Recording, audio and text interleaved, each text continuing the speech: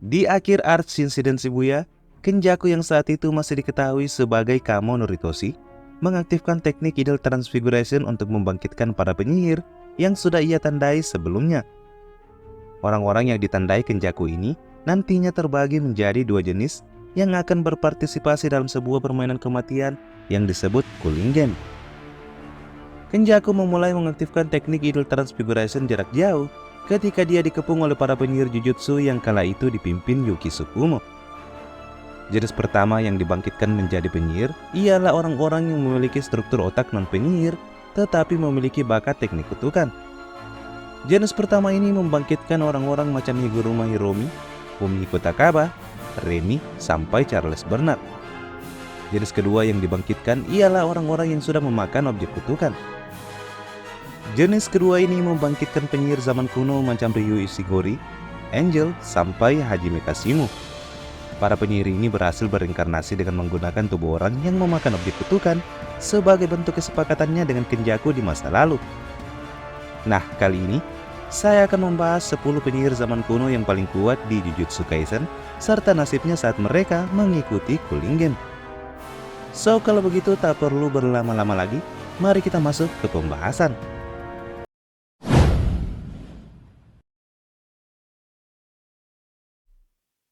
Drove Lakdawala merupakan penyihir Jujutsu yang hidup di masa 2000 tahun yang lalu.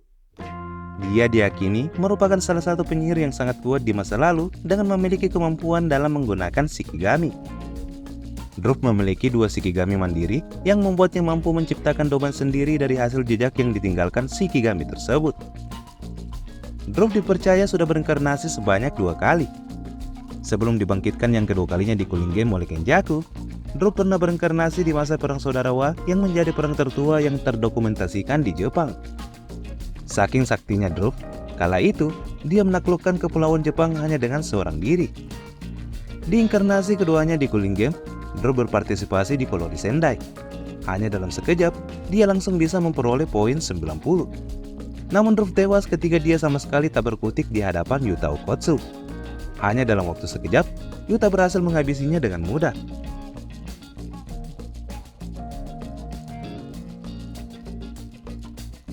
Rokuju Shimio merupakan pria kekar yang memiliki otot-otot menonjol yang menjadi peserta Cooling Game di koloni Sakurajima. Sebelum berinkarnasi, Mio hidup di era di mana olahraga tradisional sumo sangat digilai di Jepang. Untuk itulah Mio juga terobsesi dengan sumo dan merasa frustrasi karena sejak dibangkitkan di era modern, belum ada orang yang mau meladeninya duel sumo.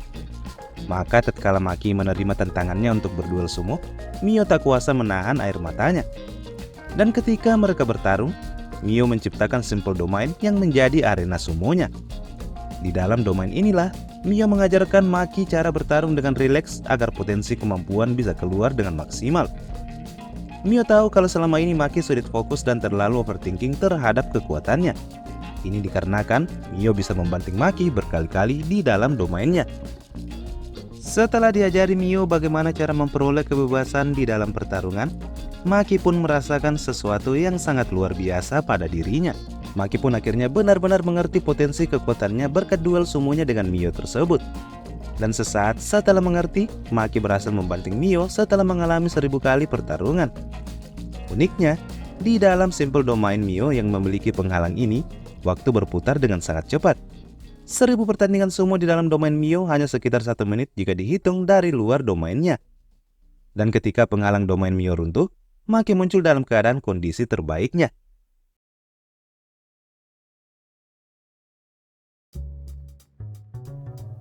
Sama seperti Rokujo Shimio, Hagane Daido juga merupakan pria dari masa lalu yang berinkarnasi di Cooling Game. Meski tidak disebutkan secara jelas di masa apa Hagane Daido hidup di masa lalu, tetapi jika melihat keahliannya, kemungkinan besar Hagane hidup di masa ahli pedang di Jepang berjamuran. Ya, Hagane merupakan master ahli pedang tanpa nama di masa lalu. Meski bukan penyihir, tetapi dia juga mampu menggunakan alat terkutuk dan mengetahui keberadaan roh kutukan hanya dengan instingnya.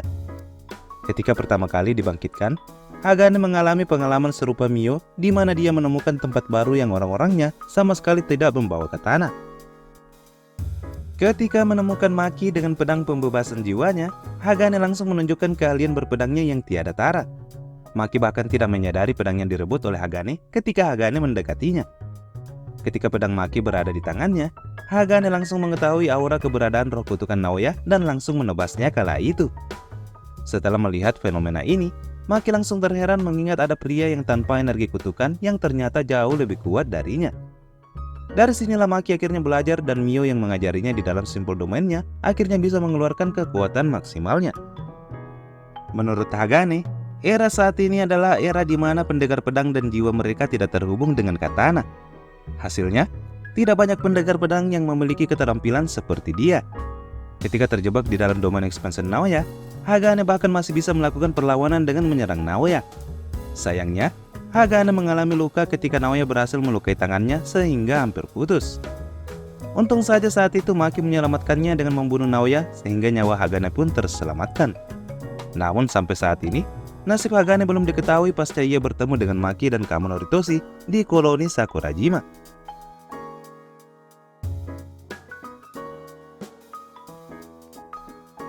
Hazeno Kiyori, salah satu penyihir zaman kuno yang juga berinkarnasi setelah dibangkitkan Kenjaku, merupakan peserta cooling game di koloni Tokyo 1. Di awal kebangkitannya, Hazenoki bergabung dengan grup Registar. Regi memanfaatkan dirinya menjadi senjata pembunuh, mengingat teknik kutukannya juga sangat kuat. Meski memiliki tubuh yang ringkih, tetapi keterampilan bertarung Hazenoki sangatlah baik. Hazenoki juga memiliki sikap temperamen karena sebelumnya dia hidup di masa para penyihir brutal merajalela. Bersama grup Registar, Hazenoki mengumpulkan 35 poin. Hazenoki tak segan menghabisi siapapun agar selamat di game ini. Hazenoki memiliki teknik kutukan bernama Explosive Flash. Dengan teknik ini, Hazenoki mampu menciptakan bom dari bagian-bagian tubuhnya yang ia potong. Misalnya saja, Hazenoki mampu mencabut matanya kemudian membuatnya menjadi bom yang ledakannya sangat dahsyat dan bersifat membunuh. Gigi-gigi Hazenoki juga bisa ia jadikan bom. Hazenoki tak khawatir ketika dia mencabut bagian tubuhnya, mengingat dia bisa meregenerasinya dengan teknik kutukan pembalik. Ya, Hazenoki merupakan salah satu penyihir yang menguasai teknik kutukan pembalik. Untuk itu, dia tak segan menciptakan beberapa ledakan dahsyat dari bagian-bagian tubuhnya. Hazenoki pernah bertarung dengan Fumihiko Takaba. Namun pertarungannya ini malah membuatnya kesal karena Takaba malah bermain-main dengannya sehingga serangannya sama sekali tak berpengaruh. Jika saja Takaba ingin menghabisinya kala itu, maka di pertarungan ini Hazenoki sebenarnya sudah mokat. Malangnya, Takaba tak melakukannya. Hazenoki baru tewas ketika dia berhadapan dengan Kenjaku. Hazenoki tewas setelah Kenjaku melukai lehernya sehingga aliran energi kutukan dari perutnya tak bisa menuju ke otaknya, sehingga Hazenoki pun tak bisa menggunakan teknik kutukan pembaliknya.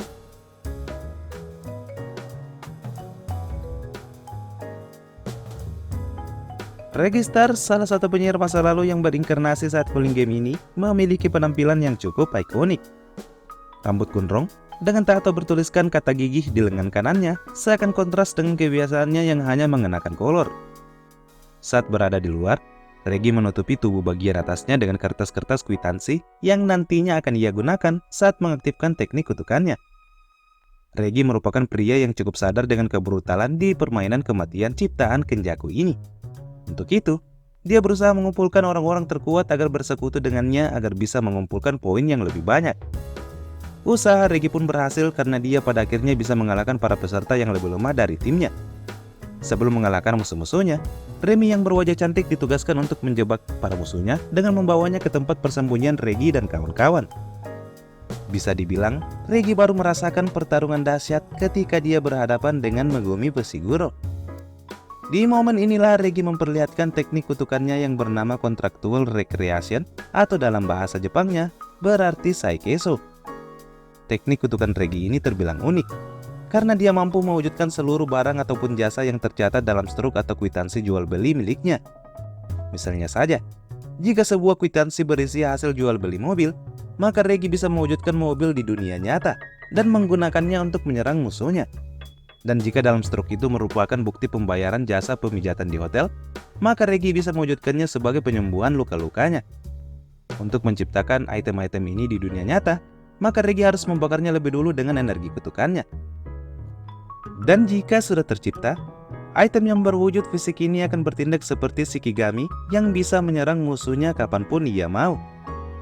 Teknik inilah yang terus-terusan ia pakai melawan teknik Tenseido Megumi. Pertarungan tingkat tinggi terus diperlihatkan saat Rege meladeni Megumi bertarung. Regi juga memiliki teknik penghalang yang merupakan pendahulu Simple Domain yang bernama Hollow Wicker Basket. Teknik ini bisa menetralkan jaminan efek pasti kena domain expansion seseorang.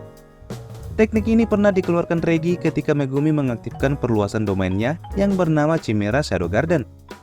Namun pada akhirnya, Regi juga kalah dari Megumi setelah tak menyadari Megumi menggunakan Divine Dog Totality untuk menghabisinya. Regi pun tewas ketika tubuhnya sebagian hancur usai dikoyak Divine Dog.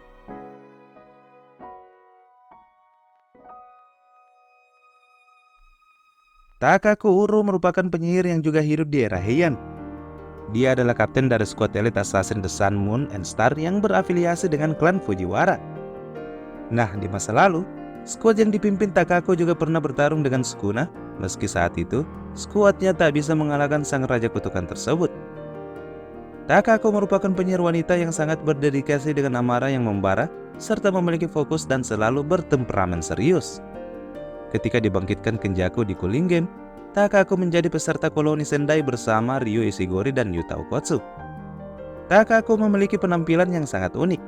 Selain rambutnya yang berwarna pink, Uro juga punya kebiasaan tidak mengenakan pakaian tanpa sehelai apapun. Namun bukan tanpa alasan Uro melakukan hal tersebut. Hal ini berhubungan dengan teknik kutukannya yang mampu memanipulasi langit. Sebagai penyihir masa lalu yang pernah menjadi kapten di skuad elit, Takako Uro memiliki energi kutukan yang sangat besar. Hal ini membuatnya juga memiliki teknik kutukan yang berbahaya serta menguasai domain expansion saat berhadapan dengan musuh yang jauh lebih kuat. Teknik kutukan Takako Uro, Sky Manipulation, merupakan salah satu teknik yang membuatnya mampu mengendalikan langit dengan cara mengubahnya menjadi permukaan nyata dan menggunakannya untuk memanipulasi ruang. Cara kerja teknik kutukan Uro ini mirip dengan cara kerja lensa menciptakan distorsi. Dia mampu memecahkan permukaan langit yang dimanipulasinya dan menciptakan semacam es atau kristal yang ia gunakan untuk menyerang lawan-lawannya. Ketika bertarung dengan Yuta, Uro menggunakan tekniknya ini yang diakui Yuta sangat merepotkan. Uro juga mampu menyembunyikan dirinya jika dia menggunakan teknik kutukannya ini sehingga tidak diketahui oleh musuhnya. Namun saat menghadapi Yuta, Uro harus mengakui kehebatan penyihir tingkat khusus tersebut.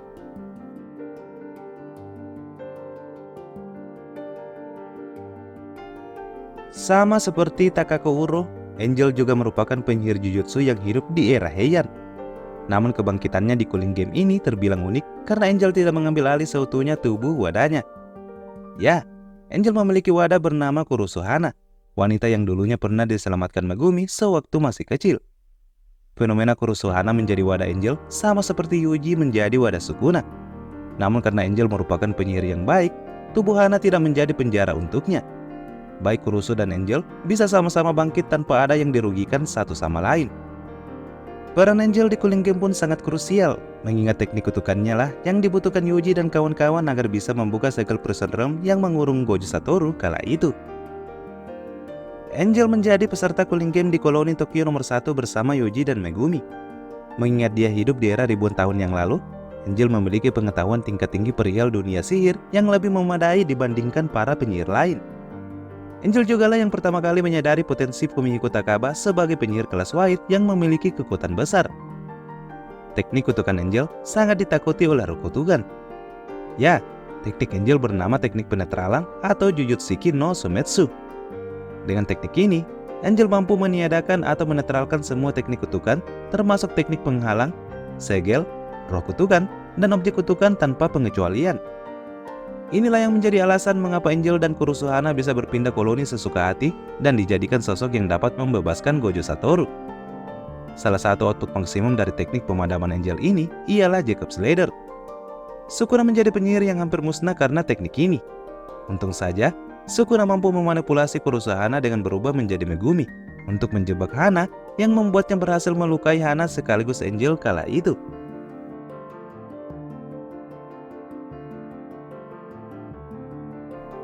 Salah satu kebangkitan yang sangat tidak diinginkan di Cooling Game sebenarnya ada pada diri Yorozu. Bagaimana tidak? Yorozu mampu berinkarnasi setelah menggunakan tubuh Sumiki Fushiguro yang tak lain adalah kakak dari Megumi. Yorozu merupakan penyihir yang hidup ribuan tahun yang lalu, atau tepatnya di era Heian. era yang sama di mana Sukuna mulai dikenal sebagai penyihir terkuat. Untuk itulah Yorozu sangat tergila-gila pada Sukuna. Namun cintanya selalu bertepuk sebelah tangan karena Sukuna sama sekali tak tertarik dengannya. Maka ketika dia berinkarnasi melalui tubuh Sumiki, Yorozu kembali berusaha mewujudkan obsesi cintanya pada Sukuna. Cara yang dilakukan Yorozu pun terbilang cukup ekstrim. Dia memilih langsung menantang Sukuna duel 1 lawan 1 dengan kesepakatan jika Sukuna kalah dalam pertarungan ini, maka dia harus menerima cinta Yorozu. Tanpa pikir panjang, Sukuna menerima tantangan ini. Pertarungan tingkat tinggi pun terjadi. Disinilah Sukuna mengeluarkan Shikigami Tenseido Megumi yang jauh lebih berbahaya dari yang sudah dipakai Megumi sebelumnya. Sementara itu, Yorozu menggunakan teknik kutukannya yang bernama Construction.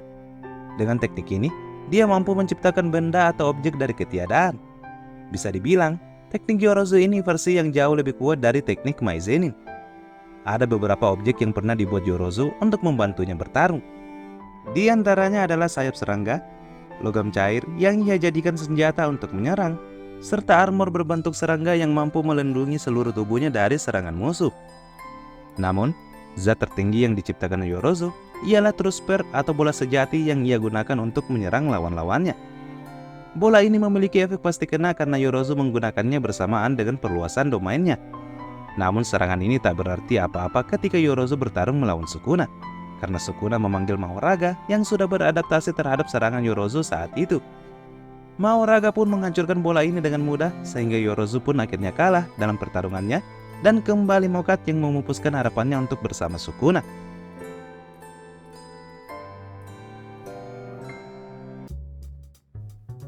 Ryo Ishiguro merupakan penyihir yang hidup di era 400 tahun yang lalu. Ia hidup di zaman yang sama dengan Hajime Kashimo, meski Ryo bisa dibilang jauh lebih muda dari Kashimo. Ketika dibangkitkan untuk menjadi peserta Cooling Game, Ryo tergabung di koloni Sendai bersama Takako Uro dan Yuta Okotsu. Menurut Kenjaku, Ryo merupakan penyihir yang memiliki output energi kutukan terbesar sepanjang sejarah dunia Jujutsu. Bahkan Yuta yang ia lawan di Cooling Game tak memiliki output sebesar dirinya. Teknik kutukan Ryo pun sangat destruktif. Teknik Juryoku no Hotsutsu ini membuat Ryo mampu melancarkan ledakan energi kutukan dari balik pompadornya yang berbentuk meriam. Teknik maksimum Ryo bernama Granite Blast. Teknik ini membuat Ryo mampu melepaskan pancaran energi kutukan yang terkonsentrasi dan terarah yang ledakannya mampu menghancurkan beberapa blok kota sekaligus. Teknik ini mengingatkan kita pada Unlimited Hollow Purple Gojo Satoru, meski bisa dibilang teknik Ryo masih berada satu level di bawah teknik Gojo. Ryo juga tak bisa mengalahkan Yuta Okotsu saat Cooling Game setelah Yuta berkali-kali mampu menghindari serangannya dan mengakhiri pertarungannya dengan Ryo setelah adu domain. Ryo sendiri pada akhirnya tewas di tangan Sukuna yang saat itu sudah mengambil alih tubuh Megumi untuk menjadi wadahnya. Ryo tampak tak berkutik di hadapan Sukuna.